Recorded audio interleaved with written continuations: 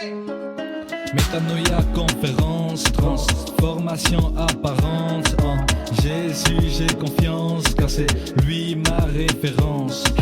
Métanoïa, conférence, nous vivons dans l'abondance. En Jésus j'ai confiance, parce que tu en es conscient. Métanoïa, conférence, transformation apparente. Je rends grâce à Dieu pour ces merveilleux week-ends.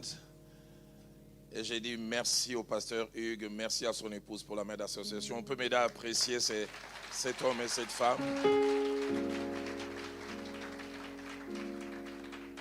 Et quand je voyais, je participais, j'étais totalement immergé dans ce que Dieu était en train de faire au travers de Jonathan. Mon cœur disait, Seigneur, merci pour la relève qui est assurée. Est-ce qu'on peut apprécier cet homme de Dieu?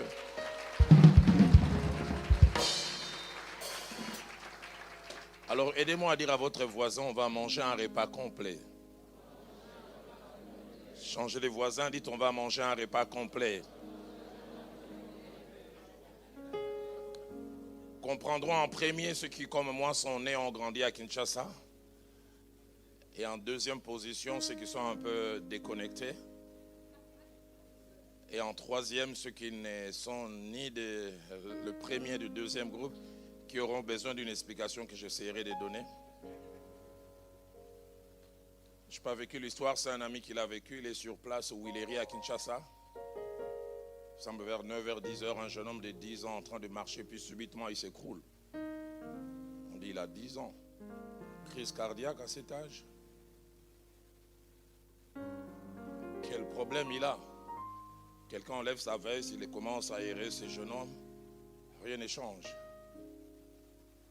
Quelqu'un d'autre inspiré par l'esprit. Il dit sûrement il a faim. Et il fait sortir quelques billets des banques, il donne à son voisin, il parle en lingala. C'est pourquoi j'ai dit j'essaierai d'expliquer. Il dit achète-lui les beignets, il dit en lingala. Sombela et mikate. Et le jeune homme qui était couché dit Namouamba.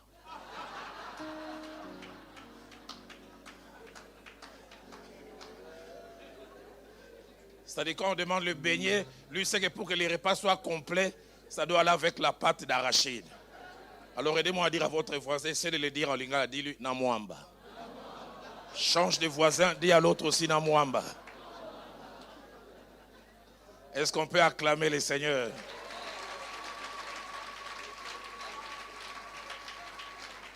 Alors Jonathan a amené le beignet, moi j'amène la pâte d'arachide.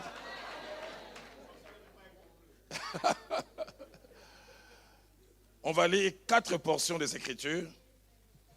Luc au chapitre 24.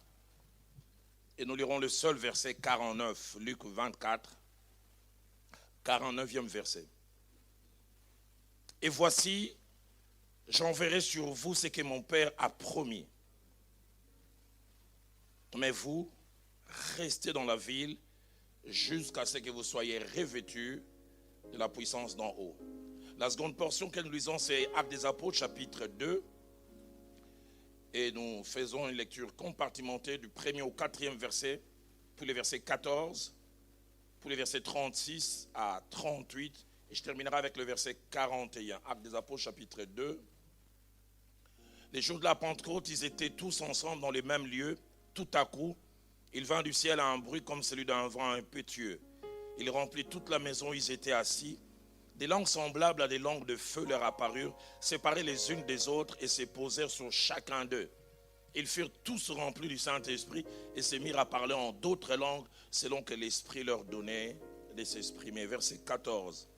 Alors Pierre se présenta avec les 11, éleva la voix et leur parlant en ces termes, hommes juifs, et vous tous qui séjournez à Jérusalem, sachez ceci. Verset 36 jusqu'au verset 38. Que toute la maison d'Israël sache donc avec certitude que Dieu a fait Seigneur et Christ, c'est Jésus que vous avez crucifié. Après avoir entendu ces discours, ils eurent le cœur vivement touché et ils dirent à Pierre et aux autres apôtres, hommes frères, que ferons-nous? Pierre leur dit, répentez-vous et que chacun de vous soit baptisé au nom de Jésus-Christ pour le pardon de vos péchés et vous recevrez le don du Saint-Esprit. Puis verset 41, ceux qui reçurent de bon cœur sa parole furent baptisés. Et en ce jour-là, le nombre des disciples augmentant d'environ 3000 âmes. Avant-dernière portion, Actes des Apôtres, chapitre 4. Lisons d'abord le verset 24e, puis le verset 29, et puis enfin le verset 31. Lorsqu'ils l'eurent entendu plus tôt, ils élevèrent à Dieu la voix tous ensemble et dirent: Seigneur, tu es le Dieu qui a fait les ciels et la terre et tout ce qu'ils trouvent. C'est toi qui as dit par le Saint-Esprit. Verset 29. Et maintenant, Seigneur, vois leurs menaces et donne à tes serviteurs d'annoncer ta parole avec une pleine assurance, en étendant ta main pour qu'ils se fassent des guérisons, des miracles, des prodiges par les noms de ton saint serviteur Jésus-Christ. Et puis enfin, verset 31. Quand ils eurent prié, les lieux où ils étaient assemblés trembla. Ils furent tous remplis du Saint-Esprit et ils annoncèrent la parole de Dieu avec assurance. Et nous terminons avec Actes des Apôtres, chapitre 19. Et notre lecture va du premier verset jusqu'au verset 7. Pendant qu'Apollos était à Corinthe, Paul, après avoir parcouru les hautes provinces de l'Asie, arriva à Éphèse. Ayant rencontré quelques disciples, il leur dit: avez-vous reçu le Saint-Esprit quand vous avez cru? Ils lui répondirent: nous n'avons même pas entendu dire qu'il y ait un Saint-Esprit. Il dit: de quel baptême avez-vous donc été baptisés? Ils répondirent: du baptême de Jean. Alors Paul dit: Jean baptisé du baptême de repentance, disant au peuple de croire en celui qui venait après lui, c'est-à-dire en Jésus-Christ. Sur ces paroles, ils furent baptisés au nom du Seigneur Jésus-Christ. Lorsque Paul leur eut imposé les mains, le Saint-Esprit vint sur eux. Ils parlaient en langue et prophétisaient. Ils étaient en tout environ 12 hommes. Amen. Clésis, un appel, une vocation. Tel est le merveilleux thème que Dieu a placé dans le cœur de son serviteur et sa servante. Et thème autour duquel nous avons essayé de tourner tout au long de ce week-end. Et ce soir en clôture, Dieu nous a mis à cœur, et je suis en train de vivre des genres de choses que j'aime vivre. Dans presque chaque propos qui est sorti de la bouche de Jonathan, il vidait un peu mon message de sa substance. Je commençais à prier et j'ai prié. En général, quand je suis dépassé, je prie en langage. Je dis à Sukawana qu'il s'arrête là. Vous vous rendrez compte, tout à l'heure, je répéterai plusieurs choses qu'il a mentionnées. Et j'ai envie de lui demander: tu as habité où? Quand je le voyais exercer, c'est le genre de personne qui habite au ciel, mais qui vient en vacances sur terre pour exercer le ministère. Dieu m'a mis à cœur de parler sur le thème l'appelé, le Saint-Esprit et le don spirituel. L'appelé, l'ecclésiste, la personne que Dieu a mise à part, a suscité pour exercer une mission, le Saint-Esprit et les dons spirituels. Deux choses à noter en introduction. La première, c'est que Dieu m'a mis à cœur de parler ou de nous rappeler en tant que personne mise à part par lui pour son œuvre et pour son service, le rôle principal de l'expérience du baptême dans le Saint-Esprit. Le rôle principal de l'expérience du baptême dans le Saint-Esprit, mais aussi de l'importance de dons spirituels dans l'exercice du ministère. Deuxième chose que je dis en introduction, c'est que le but de ce message est triple. 3 objectifs sont cachés derrière ce message.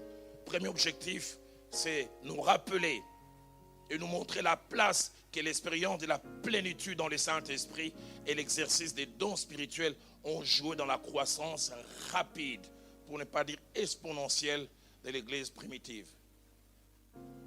Ils ont en si peu de temps accompli beaucoup. Et parmi les secrets, c'est la place de l'expérience du baptême dans le Saint-Esprit et l'exercice des dons spirituels. Deuxième objectif caché derrière ce message, c'est nous amener comme ceux de l'Église primitive. Si nous voulons avoir en quantité et en qualité les mêmes résultats que eux, à comprendre les secrets de ce qu'ils ont eu à faire, et à faire les mêmes choses, selon qu'il ait dit les mêmes causes, produisent les mêmes effets. Troisième objectif caché derrière ce message, c'est nous amener à désirer les surnaturels dans nos ministères, car l'œuvre de Dieu ne se fait pas que par des discours. Écrivant ses contemporains, l'apôtre Paul dira dans 1 Corinthiens chapitre 2 verset 4, ma parole et ma prédication ne reposaient pas sur les discours persuasifs de la sagesse, mais sur une démonstration d'esprit et de puissance. J'aime ce que la version Alfred Cohen ou Paroles vivantes dit. Il dit, je n'ai pas voulu vous convaincre par des paroles persuasives ou des arguments subtils. Il ajoute, si ma prédication agissait en vous, elle ne devait ni aux artifices du langage, ni à des raisonnements frappés pour entraîner votre adhésion, mais il dit, toute notre efficacité était due à l'action manifeste et puissante de l'Esprit de Dieu. Dans Isaïe chapitre 29, au verset 23, le Seigneur parlant à son serviteur, lui montre la valeur, les effets et les conséquences du surnaturel sur les hommes et sur les femmes. Écoutez ce que le Seigneur dit. Il dit, quand ces enfants verront au milieu d'eux l'œuvre de mes mains, ils sanctifieront mon nom. Ils sanctifieront les saints de Jacob et ils craindront le Dieu d'Israël. On est à Pentecôte 89. Ça fait 4 ans que je suis dans la foi. Je revois encore toute la scène à la borne. On n'avait pas encore cassé les temples dans sa première présentation. Et c'est vendredi soir là, il n'y a eu même pas prédication. Un ami du feu, Jacques-André Vernon, que certains connaissent, le pasteur Tourne, qui a donné cours à l'Institut biblique, il relatait simplement l'histoire du réveil d'Azusa. Le réveil qui a commencé au début de l'an 1900 avec un célèbre noir, Seymour, l'un des hommes qui a amené les grands réveils que nous vivons aujourd'hui. Et il a relaté simplement cette histoire. Et je revois encore la scène parce que je n'étais pas assez loin. Le papa d'un ami qui est maintenant auprès du Seigneur, tous ses enfants venaient prier chez nous à la borne. Et ce papa était docteur en lettres. Et dans son doctorat en lettres, cet homme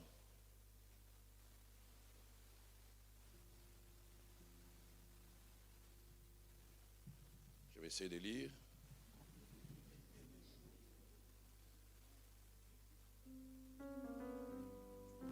On peut faire passer les communiqués? Allez-y.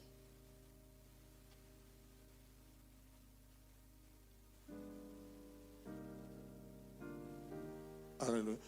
Oui, excusez-moi. Il y a des véhicules qui sont en train de bloquer un parking et on a peur que la police ne puisse venir. Rapidement, il est demandé à ces personnes de pouvoir libérer l'espace du parking. Donc, il s'agit d'une Citroën, dont le numéro de plaque c'est le 2AXH 927. Une Hyundai dont le numéro de plaque c'est le 1WKM 510. Et puis une Ford immatriculée au Portugal. Et enfin une Citroën dont le numéro de plaque c'est 1XRY 710. Prière de déplacer rapidement vos véhicules, sinon la police viendra les embarquer. Merci bien. C'est bon, c'est fait. Merci beaucoup. Alors j'étais justement en train de dire que cet homme, il avait un doctorat en lettres. Ses enfants disaient, il parlait les latins anciens et classiques, comme certains parleraient, comme moi, Swahili, Tétela et autres langues vernaculaires. Et ce jour-là, on s'est rendu compte que Dieu est un stratège. Et cet homme qui a relaté l'histoire du réveil d'Azusa avec tous ses effets, vers la fin, il a dit ce que Dieu a fait à l'époque, il va le faire encore aujourd'hui. Et là où j'étais assis pas très loin, il y avait ce papa avec ses 2 enfants. Et il y avait tellement du monde, comme ici tout à l'heure. Le protocole est venu chercher à demander aux gens de serrer pour qu'on ajoute d'autres personnes. Et on est venu juste à côté de ce papa placer une maman. Je n'ai jamais oublié, cette maman chantait à la chorale à la borne, mais elle vendait du pain juste en face. Et au moment où on a commencé à prier, cette maman a été remplie du Saint-Esprit pour la première fois. Je revois encore la scène. Les gens parlaient en langue. Vous savez, les gens très intelligents, leurs lunettes, ils ne portent pas là. Ils portent souvent là. Et souvent, je me demande, ils regardent à partir d'où?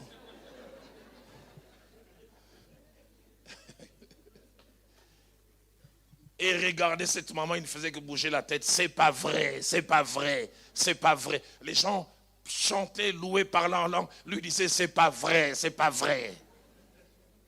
Quand ça s'est calmé, ses enfants lui ont dit, qu'est-ce qui n'est pas vrai? Il dit, cette maman est en train de parler en latin classique. Et moi, malgré mon doctorat, elle touche les temps de conjugaison que moi j'ai fouillé.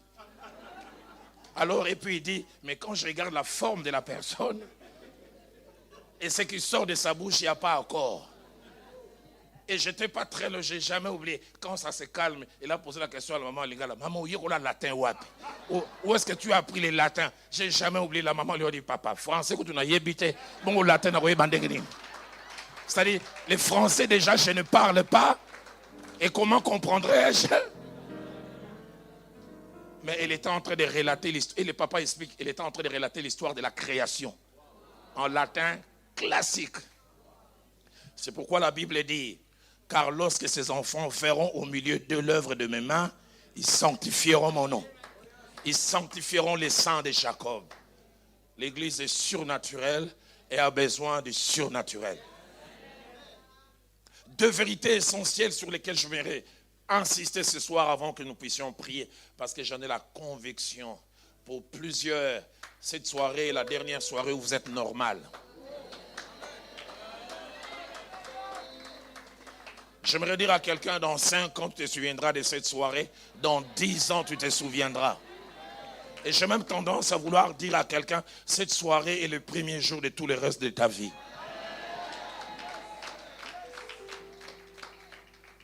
Deux vérités essentielles. La première, pas de ministère efficace pour un appelé sans l'aide et l'assistance ainsi que l'accompagnement du Saint-Esprit. Luc chapitre 24, verset 49 que nous avons lu. Quand le Seigneur dit, ne vous éloignez pas de la ville jusqu'à ce que vous soyez revêtus de la puissance d'en haut. Pour bien comprendre ces passages chronologiquement, cet ordre vient après Matthieu 28, 19. Il leur a déjà dit, allez. Est-ce qu'il avait oublié? Et puis subitement, je dis, ne vous éloignez pas encore de la ville jusqu'à ce que vous soyez revêtus de la puissance d'en haut. Je vous ai confié une mission. Mais si vous allez comme ça, vous ne ferez rien. Attendez d'être équipés.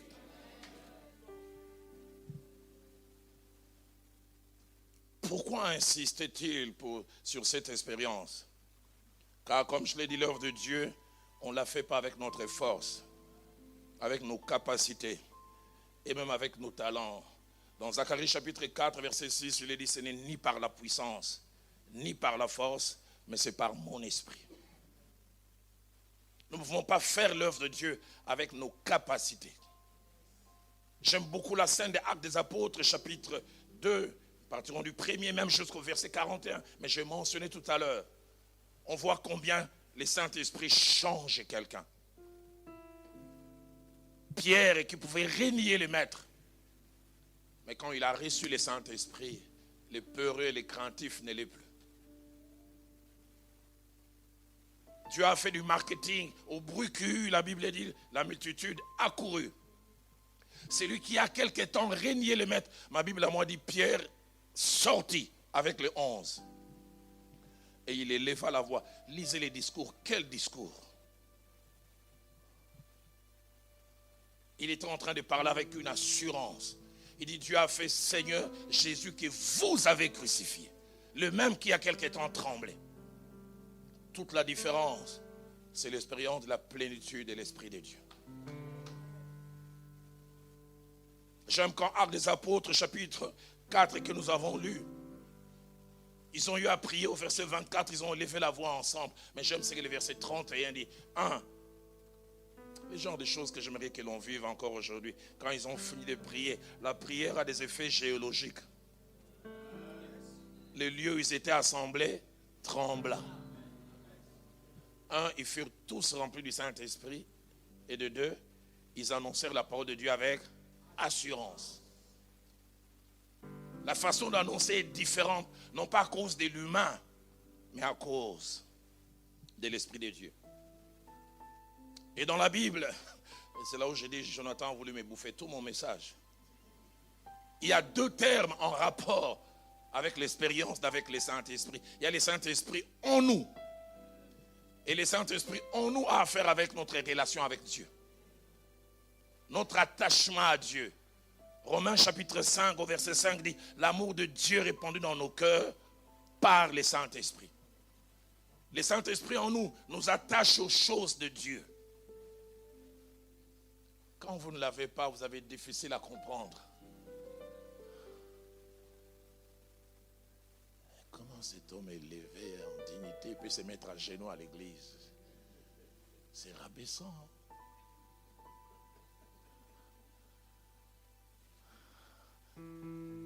Ça vous rend passionné de Dieu.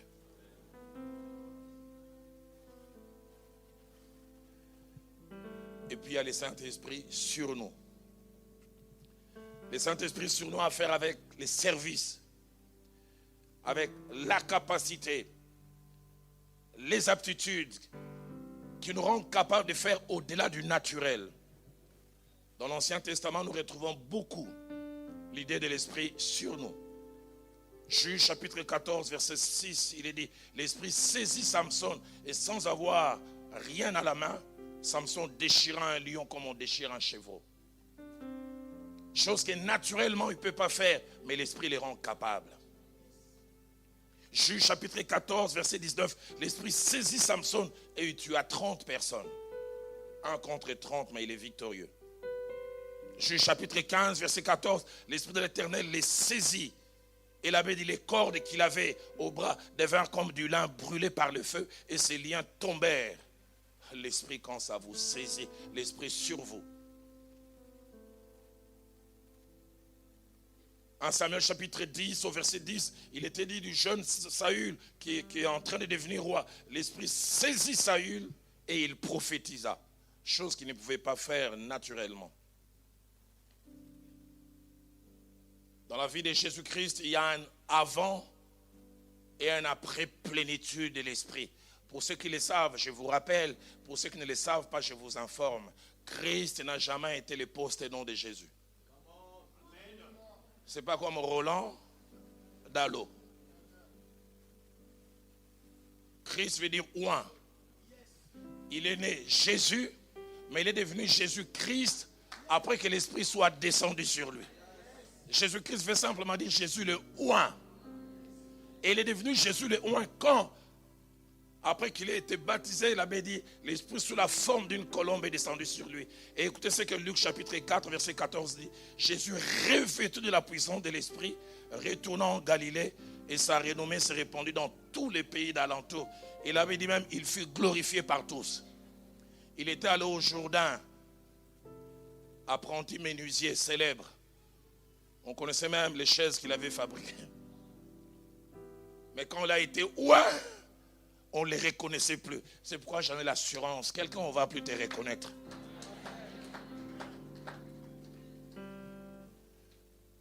L'expérience de l'Esprit sur nous crée toujours un écart entre l'homme ou la femme et ce qu'il fait ou ce qu'elle fait. Quand vous avez l'Esprit sur vous, vous-même vous êtes étonné des choses qui sortent par vous. Et les gens tout autour. Matthieu chapitre 13, verset 54. Comme je dis, il avait connu comme apprenti menuisier. Mais quand il a reçu l'Esprit sur lui, la Bible dit, il enseignait dans la synagogue et tout ce qu'il entendait était étonné, disait, d'où nous viennent cette sagesse et ces miracles? À cause de l'Esprit. Matthieu toujours 13, verset 56 ajoute, d'où lui viennent ces choses? Actes des Apôtres, chapitre 4, verset 13.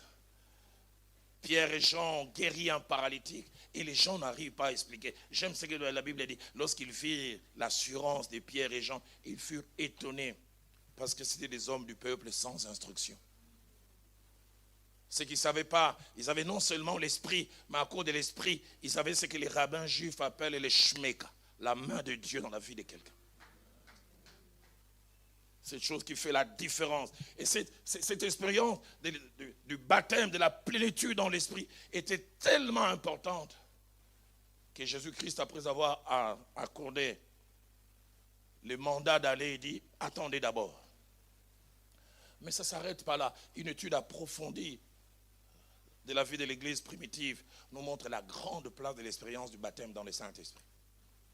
Le temps me manquerait de lire en détail, Actes des Apôtres chapitre 8, versets 14 à 16. La Samarie a toujours été fermée à l'évangile. Mais voilà, le diacre Philippe arrive en Samarie et il apporte un grand réveil. Mais la Bible dit, dès que ceux de Jérusalem apprirent, la Bible dit, ils envoyèrent Pierre et Jean, afin qu'ils puissent prier pour eux, afin qu'ils puissent recevoir le Saint-Esprit, car il n'était descendu sur aucun d'eux. Actes des Apôtres, chapitre 9, verset 17, Saul de Tarse, l'adversaire de l'Église, vient de se convertir sur le chemin de Damas. À peine il vient de se convertir, il est aveugle. Dieu dit à Ananias, va, prie pour lui, un, pour qu'il recouvre la vue, mais deux, qu'il reçoive le Saint-Esprit. À peine il commence sa marche chrétienne. Actes des Apôtres, chapitre 19, un passage sur lequel j'aimerais vous choquer, mais surtout votre voisin, parce que je sais que vous n'avez pas ces problèmes. L'apôtre Paul arrive à Éphèse pour la première fois. Il rencontre des gens. La première fois que j'ai lu ça, je dis, Paul, la spiritualité n'exclut pas la bienséance. Il rencontre des gens, il leur dit même pas bonjour. Il ne pose même pas la question, quel est le nom de votre pasteur. À peine il rencontre ces gens d'Éphèse, il dit, avez-vous reçu le Saint-Esprit lorsque vous avez cru? Aidez-moi à poser cette question à votre voisin. As-tu reçu le Saint-Esprit lorsque tu as cru?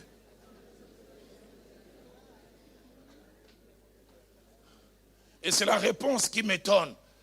Le verset 3 part de leur réponse. Écoutez les réponses. Nous n'avons même pas entendu dire qu'il y a un Saint-Esprit. Ça c'est moi, j'ai une imagination fertile. L'un d'eux a dit, Saint et quoi? Mais pourtant ils se font appeler disciples de Jésus. Aidez-moi encore à poser la question à votre voisin. Avez-vous reçu le Saint-Esprit lorsque vous avez cru?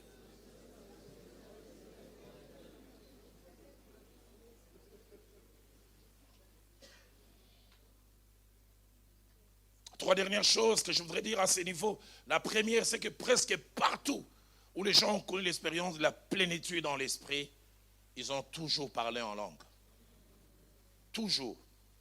Actes 2, 1 à 4, ils furent tous remplis du Saint-Esprit. Ils se mirent à parler en d'autres langues. Actes des Apôtres, chapitre 10, verset 46, dans la maison de Corneille, la même chose. Et là même, Dieu a cassé la théologie. Pierre était en train de prêcher, il n'a même pas lancé un appel qui veut recevoir Jésus. Les gens se mettent en parlant en langue. Il se retourne vers ses amis, il dit, comment refuserons-nous les baptêmes d'eau à ceux à qui Dieu a accordé les baptêmes du Saint-Esprit? J'aime quand Dieu lui-même contrôle les choses. Actes des Apôtres, chapitre 19, verset 6, les disciples d'Éphèse, la même chose. Ils n'avaient même pas entendu dire qu'il y a un Saint-Esprit. Mais quand Paul leur a parlé, un, il fut rempli du Saint-Esprit, parlant en langue, et puis deux, il prophétisait. Deuxième des choses, avant d'aller plus loin, s'il est vrai que la preuve du baptême dans le Saint-Esprit est les parlant en langue, jamais dans la Bible je n'ai vu quelqu'un prier en disant, Seigneur, fais-moi parler en langue. Parce que certains prient comme ça. Nulle part dans la Bible on dit Seigneur fais-moi parler en langue. On dit Seigneur remplis-moi du Saint-Esprit. Et le parler en langue est la conséquence de la plénitude. Troisième chose, 5 conditions sont essentielles pour être rempli du Saint-Esprit avec comme signe particulier le parler en langue. Première condition, être enfant de Dieu. Acte 2, chapitre 2, verset 39, alors que Pierre est en train de prêcher les jours de la Pentecôte, il dit la promesse est pour vous et pour vos enfants. Mais deuxième condition essentielle, avoir soif. Acte des Apôtres, chapitre 7, verset 37, Jésus-Christ, le grand jour de la fête, il dit si quelqu'un a soif, là il voulait parler du Saint-Esprit. Troisième condition, c'est demander. Luc chapitre 11, verset 13, dit aussi méchant que vous êtes. Si votre enfant vous demande un pain, vous ne lui donnez pas une pierre. Si vous demandez un poisson, vous ne lui donnez pas un serpent. Et le Seigneur ajoute, à combien plus forte raison, les Pères célestes ne donnera-t-il pas le Saint-Esprit à ceux qui sont assis, n'est-ce pas? À ceux qui dorment. Il dit à ceux qui les lui demandent. Seigneur, donne-moi ce soir quelqu'un qui va demander. Quatrième condition, avoir foi. Et cinquième et dernière condition, laisser à Dieu la souveraineté. Mon pasteur m'a enseigné toujours, il dit, la prière c'est notre part, mais les camps de l'exaucement c'est la part de Dieu. J'en parlerai tout à l'heure avant de clore pour parler de mon expérience du baptême dans le Saint-Esprit. Deuxième vérité, à part cette première, c'est que pas de ministère efficace sans les dons spirituels. Deux choses importantes à dire à ce niveau concernant les dons spirituels. La première, c'est que les dons spirituels sont l'équipement de Dieu donné pour les services. C'est comme quand il y a un policier, on lui donne, je ne sais pas moi, matraque, on lui donne revolver, on lui donne... Dieu ne peut pas nous envoyer en mission sans nous équiper. 1 Corinthiens 9, verset 7 dit, personne ne fait les services militaires à ses propres frais.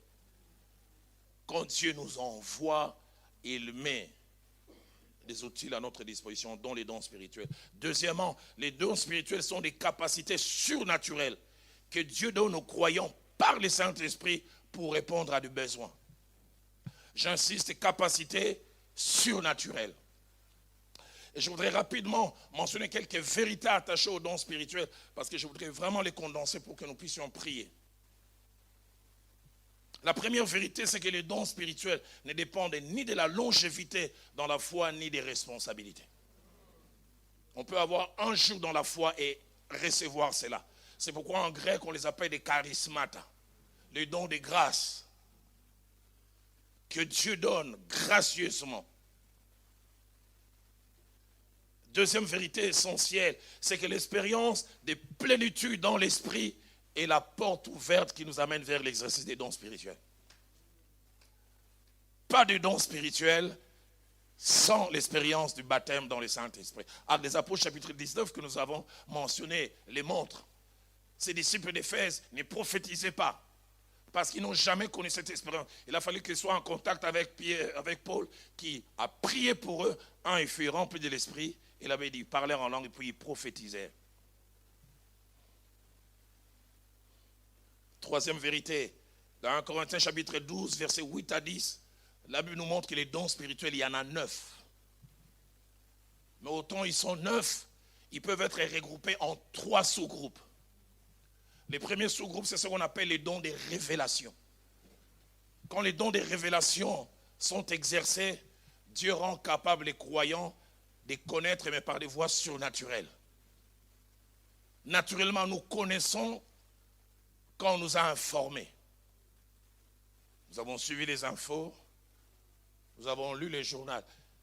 Mon pasteur disait, les dons des révélations nous donnent des crises d'omniscience. Pour un bref moment, Dieu nous amène dans sa dimension, il nous rend capables de connaître comme lui il connaît, sans être informés. Et cette première catégorie, il y a premièrement les dons de la parole de connaissance. Je ne vais pas rentrer en détail. Les dons de la parole de connaissance qui vous rendent capables de connaître les choses passées, mais aussi les choses présentes. Et puis il y a les dons de la parole, de sagesse. Et puis il y a les dons de discernement. Les 3 font partie des dons de révélation. Et j'en ai l'assurance, certains sans qu'on soit rentré dans les détails vont expérimenter cela ce soir. Et puis après, il y a le deuxième groupe, les dons des puissances ou les dons des missions. Quand ces dons sont exercés, les lois naturelles sont remises en question. Et dans ce deuxième groupe, il y a premièrement les dons des miracles, et deuxièmement les dons des guérisons, et troisièmement les dons des foi. Ah, j'aurai eu le temps, je insisterai sur les dons des foi. Un don que si tout le monde en a besoin, les leaders ou les responsables en ont plus besoin que d'autres. Et troisième catégorie, on parle des dons des missions, du verbe émettre. Quand ces dons sont exercés, les croyants parlent de la part de Dieu. Il y a premièrement la diversité des langues, deuxièmement l'interprétation des langues, et puis troisièmement la prophétie. Quatrième vérité, d'après la Bible, on peut désirer les dons spirituels. On peut même les ambitionner. Dans 1 Corinthiens chapitre 14, au verset 12, l'apôtre Paul dit, désirez les dons spirituels. Une autre version dit ambitionnez cela. Et il ajoute même, et surtout celui de la prophétie. Ambitionnez cela. Il y a des ambitions pour lesquelles la Bible n'est pas contre. 1 Corinthiens 14, verset 39, ajoute même, aspirer au don de la prophétie. Seigneur, donne-moi quelqu'un ce soir qui a soif. Et soif tellement.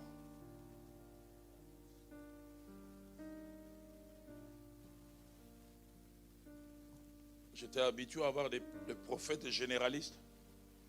Comme un prophète que j'ai rencontré en Bukavu, il entre en transe.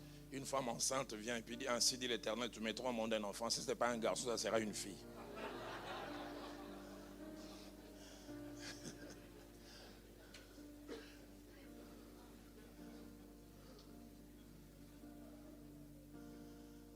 Mais le tournant de ma vie, avril 2007, je suis dans la banlieue de Chicago aux États-Unis. Un ami m'invite au petit déjeuner avec d'autres personnes. Il y avait une table pour 8 personnes, on était à 7. Et alors qu'on commence 15 minutes après le petit déjeuner, quelqu'un vient toquer. L'ami dit, mais je n'avais rendez-vous qu'avec vous 6. Nous ici, les gens ne viennent pas chez d'autres personnes sans qu'ils soient invités. Et puis il regarde au travers de la fenêtre. Il voit une dame noire américaine. Il dit, oh, c'est une amie, elle est prophétesse. Et il dit, sûrement quelqu'un a rendez-vous avec Dieu aujourd'hui. Et le comble, c'est la seule chose qui était en face de moi, il n'y avait personne. On vient placer la femme. À peine 2 minutes, on commençait à parler. Et m'a demandé en anglais, can I have the salt, please? Puis-je avoir les sels? Et à peine je lui donne les sels, elle commence à parler. Elle a fait 4 choses. La première, elle a cité mes 4 noms. Moi, je suis de l'époque de l'authenticité. De chez nous, à l'époque de l'authenticité, on avait des noms hectométriques. Notre président s'appelait Mobutu Sese Seko Kokongwendo Wazabanga. On avait un ministre qui s'appelait Maboli Ainengo Trabuato. Et notre Ngulu Bangampongo Bakokele Lokanga. Et cette dame noire américaine a cité mes 4 noms que je n'aimerais pas mentionner ici. Sinon vous allez commencer à les répéter. Avec un accent américain. La deuxième des choses, elle s'est arrêtée. Elle m'a dit, quand tu avais 10 ans, tu aimais beaucoup jouer au football.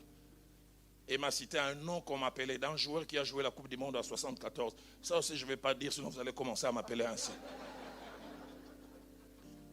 Des détails qui ne pouvaient pas sortir de la bouche du noir. Et puis de 3, elle s'arrête. Il dit, tu as un pasteur titulaire qui est blanc. Et il t'aime beaucoup. Je le vois en train de te faire des bisous. Mais puis après, je vois quelqu'un vient lui parler à l'oreille et il commence à te donner des coups. Il dit, vos relations ne sont plus bonnes. Mais il dit, j'aimerais te dire, ce n'est pas dû à lui, c'est dû aux choses. Et j'étais là, j'ai failli faire pipi. Et 4e chose, elle s'arrête et dit, tout ce qui arrive est dans la volonté de Dieu. Parce que je te vois, tu es enceinte d'une œuvre grande. Quand cette œuvre naîtra, ça laissera des traces dans l'histoire de l'évangile de votre pays. J'aimerais dire à quelqu'un, Dieu parle. Et pasteur Hugues, ce que j'aimais, elle exerçait les dons spirituels avec maturité et maîtrise. Pas comme nos sœurs à l'église, avant de parler de la part de Dieu, elles doivent bouger.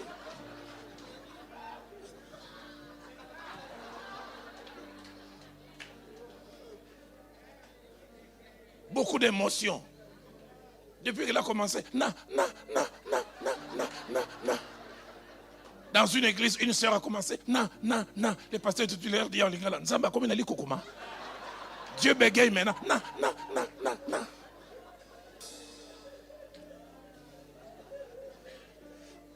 Et moi, ce qui m'épate le plus, ce sont des gens qui font des dons spirituels théâtraux. Quand il doit parler de la part de Dieu, la partie noire des yeux doit disparaître. C'est seulement la partie blanche. Et commence à frapper les paupières. Et le comble, c'est qu'un homme comme voit la voix rauque, commence à avoir une voix efféminée.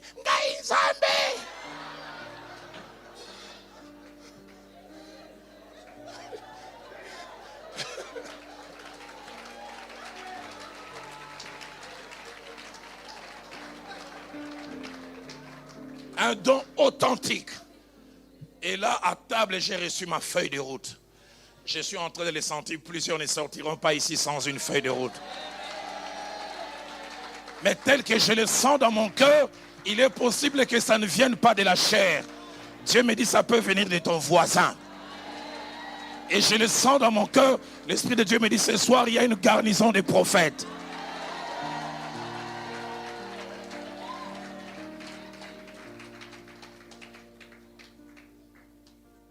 Cinquième chose, s'il est vrai que nous pouvons aspirer aux dons spirituels, nous devons aspirer aux dons spirituels pour de bonnes motivations.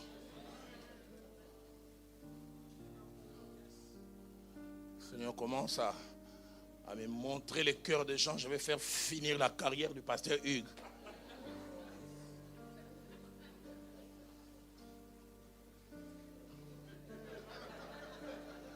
Seigneur, fais-moi ressusciter les morts. Comme ça, on appellera pasteur Matthieu, vieux prophète. Belle aspiration, mais motivation mauvaise. L'apôtre Paul dit, puisque vous aspirez aux dons spirituels, que ce soit pour l'édification. Ma petite expérience m'a montré là où il y a de bonnes motivations, Dieu se glorifie.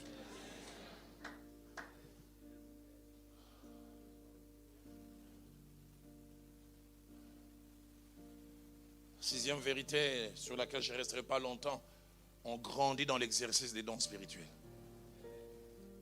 On peut commencer à tâtonnant, mais plus tard on grandit. Il s'appelait Samuel, il ne savait pas quand Dieu lui parlait. Mais avec le temps, il ne laissa tomber aucune parole. On a commencé à l'appeler les voyants. Seigneur, donne-moi quelqu'un qui va grandir. Septième vérité, les dons spirituels s'exercent par la foi. On ne sait jamais que ça marche tant qu'on n'a pas osé. Et ma petite expérience dans les choses de Dieu m'a montré que quand Dieu va amener quelqu'un dans l'exercice des dons spirituels, Dieu s'arrange que les premières expériences soient réussies. Parce que si tu échoues dans les premières expériences, tu es inhibé. Quand j'ai commencé à vouloir exercer les dons spirituels la première fois en 91, on était dans une retraite avec les amis. L'Esprit me saisit, me donne 3 messages. Je commence à dire, qu'est-ce qui dit que ça vient de Dieu? Et ce n'est pas mon imagination. Et j'ai fait cette prière, Seigneur, si c'est de toi, que quelqu'un d'autre dise la même chose, mais dans l'ordre renversé. La première des choses, c'était ça. La deuxième, ça. Et la troisième, pasteur Hugues et son épouse peuvent se souvenir. Et j'étais dans l'équipe des responsables de la jeunesse, l'épouse du pasteur Raph Kassé à Denise. L'Esprit l'a saisi. Et elle a dit les mêmes choses dans l'ordre que j'avais renversé. Alors j'ai dit, Seigneur, maintenant je vais commencer à ne plus hésiter. Jamais oublié, en 92, j'ai dirigé une cellule de la borne où lundi je me réunissais avec tout le monde et jeudi je me réunissais avec les mamans. Elles étaient au nombre de 50, dont les maris travaillent à la présidence, ministres, membres du comité central. Il n'y avait qu'une maman qui jouait au tam-tam et moi qui étions des piétons. Tout le monde venait avec chauffeur et garde du corps. Ce jour-là, je suis en train de conduire cette réunion avec les mamans. Et puis l'Esprit me saisit. Je vois 4 diapositives, comme ça me saisit souvent. Premier diapo, je vois une femme couchée sur un lit avec un homme. Et puis je vois au-dessus, il est écrit 18. Et je vois les bagues de mariage, j'ai compris, ça fait 18 ans, ils sont mariés. Et deuxièmement, j'entends un bruit comme si quelqu'un est en train de faire pipi, ça sointe. Mais c'était du côté de la femme. Et troisième diapo, je vois les lits se couper au milieu et s'éloigner. Et quatrième, j'entends vite. Et je comprends par les langages spirituels qu'il y a une femme mariée depuis 18 ans. Mais qui depuis quelques temps fait pipi. Et quand j'entends ça, j'entends 6 mois. Moi, j'ai ouvert l'œil, j'ai essayé de regarder qui a l'air de quelqu'un qui fait pipi.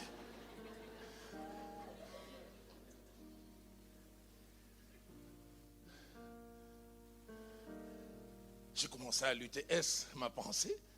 Est-ce l'Esprit de Dieu? Je n'ai jamais oublié, j'ai donné le message. La femme était assise à la dernière rangée, 3e personne, elle est tombée, elle a roulé comme un ballon. Juste devant une voix d'homme a commencé à parler en lingala. Roland, Roland, de quoi tu te mêles? Je voulais détruire ce mariage. C'est pourquoi j'ai dit les dons spirituels s'exercent par la foi.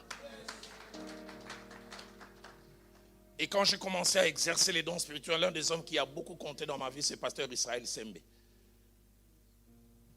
Il m'a dit, Roland, quand quelquefois Dieu voudra te parler, ça se décidera en des tierces de secondes.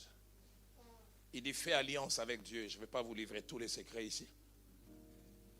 Ce n'est pas un masterclass. Mais je vais vous égarer un peu pour ne pas vous amener vers la vraie chose. Il dit, si par exemple tu reçois un message, tu dois dire à Dieu, Seigneur, si ça vient de toi, que ce doigt bouge 3 fois. Il dit, si ça ne bouge pas, ne dis rien. Mais si ça bouge, fais comme les Quinois disent, mets la tête.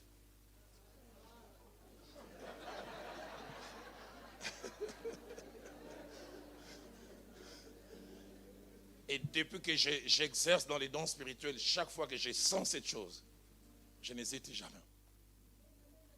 En 95, je suis allé prêcher à une cellule de la bande. Je prêchais en français, j'avais un interprète en lingala. Au beau milieu du message, je me suis arrêté. L'Esprit de Dieu m'a dit, il y a quelqu'un qui s'est converti il y a 4 ans. Mais 10 ans avant sa conversion, sa faiblesse c'était la masturbation. Mais depuis 6 mois, la personne est retombée.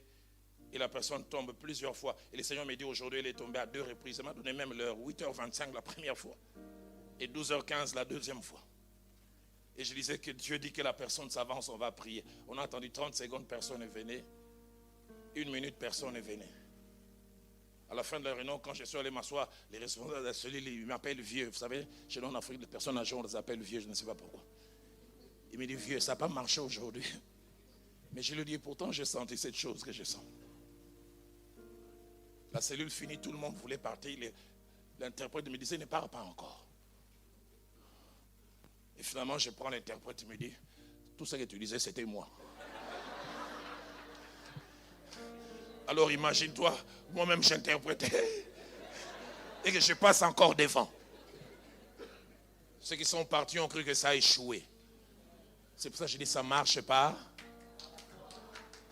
Et quand j'ai prié, Dieu m'a dit, il y a plusieurs qui hésitent et si Dieu va vous amener dans cette dimension.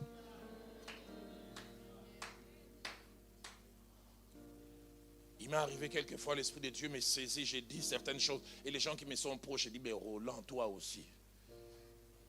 Et si ça ne s'accomplit pas? J'ai dit, ce n'est pas mon problème.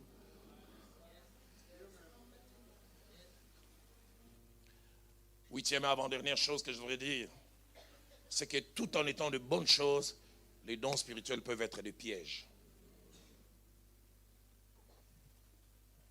Et Jonathan l'a si bien dit, les dons spirituels nous permettent d'exprimer Dieu.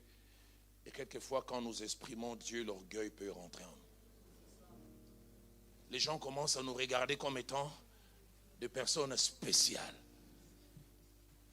Parce que nous voyons les secrets de cœur, parce que nous faisons marcher les paralytiques. C'est pourquoi quand Dieu vous utilise dans les dons spirituels, que l'humilité soit votre partage. Il y a une femme dont l'histoire m'a épaté, Catherine Kuhlman. Dieu l'utilisait, mais chaque fois qu'on voulait l'élever, elle se mettait à pleurer.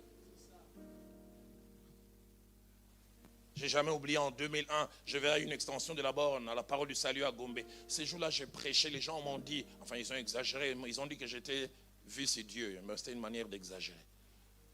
Les dons spirituels s'exerçaient. Moi-même, je n'arrivais pas à expliquer. Et je me souviens, j'ai prié, des goitres ont disparu, des délivrances, des paroles, des connaissances avec une concision, une précision.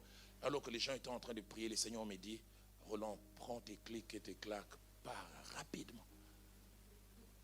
Parce que si tu restes, les gens vont te louer. Et je ne veux pas partager la gloire avec quelqu'un. Papa Cyril, je voulais comme résister, j'entends quelqu'un qui me frappe là. Qu'est-ce que j'ai dit? C'est pourquoi je dis les dons spirituels sont un couteau à double tranchant. Quand Dieu vous utilise dans les dons spirituels, vous devez avoir un moi brisé.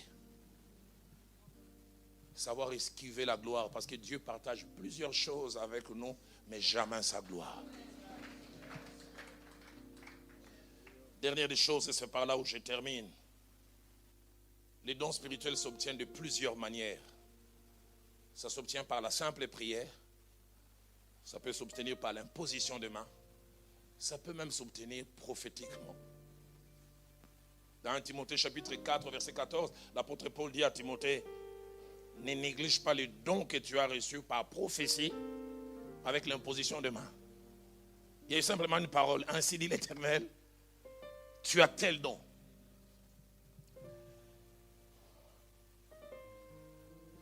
Mais je l'ai dit au départ, le point de départ pour connaître les dons spirituels, c'est être rempli de l'Esprit. Je me convertis le 5 novembre 1985 à 9h. Je fais 2 ans de marche dans la foi, étudiant à l'université, logique, carré, cartésien. J'aimais les seigneurs, mais j'avais toujours un côté cartésien. Et on se retrouve à Kinshasa, à la place où il y a aujourd'hui le stade de Martyrs. Un prédicateur américain, mais d'origine indienne, que certains connaissent, Maï Shavda, qui venait régulièrement au Congo, au Zaïre à l'époque. Il a enseigné durant 5 jours. Et les derniers jours, il a enseigné sur le baptême dans le Saint-Esprit. Et à mes côtés, il y avait mon jeune frère, qui est aujourd'hui aussi pasteur, même responsable dans les assemblées de Dieu chez nous. Que je venais de gagner au Seigneur, ça faisait 9 mois. Il a enseigné sur le baptême dans le Saint-Esprit. Et plusieurs seront remplis du Saint-Esprit aujourd'hui. Et à peine il commençait à prier, mon jeune frère Rémi, rempli du Saint-Esprit, et se met en parlant en langue. Je connais ce que j'ai enseigné hier, la jalousie. J'ai dit, Saint-Esprit, comment tu ne respectes pas les droits d'aînesse? Comment tu remplis les petits et tu oublies les grands frères? Mais j'oublie jamais. On a dit Amen, la réunion finie, le prédicateur dit, tous ceux qui ont soif, ça peut arriver en cours de route, ça peut arriver à la maison, ça peut arriver n'importe où. Ils ne savaient pas qu'il prophétisait. J'étais à bord de ces moyens de transport en commun. Je ne faisais que prier, je ne faisais que chanter. Et quand je suis arrivé chez nous, pour ceux qui ont connu chez mes parents à l'époque, il n'y avait pas de toilettes modernes avec chasse d'eau. C'est les toilettes de la cité que chez nous on appelle Kikosoka, K-O-S-O-A. Fait avec des bâtons et des sacs de riz. Les gens d'endroit, il ne faut pas se retrouver quand la pluie menace parce que ça va monter. Et je suis rentré avec un seau d'eau pour me laver. Vous savez, quand on entre à cet endroit pour se laver, on n'est pas habillé en 4 pièces. Et je commençais à me jeter l'eau pour me laver. Ça m'a saisi. 1 heure du temps. Ma mère qui est de background méthodiste, elle ne comprenait pas. Je parlais en langue. Elle pensait que j'avais un problème de tête. Elle voulait même rentrer. Je commençais à dire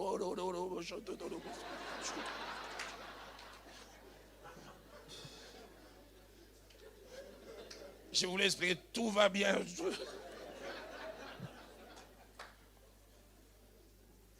1 heure du temps. Et le lendemain, je commençais à voir les secrets du cœur des gens.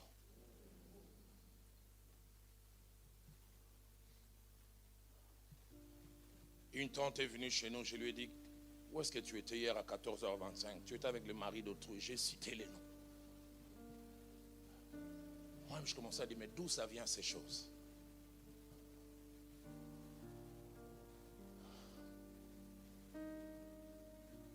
Et l'Esprit de Dieu me disait ce soir, Roland, je vais changer la vie de plusieurs.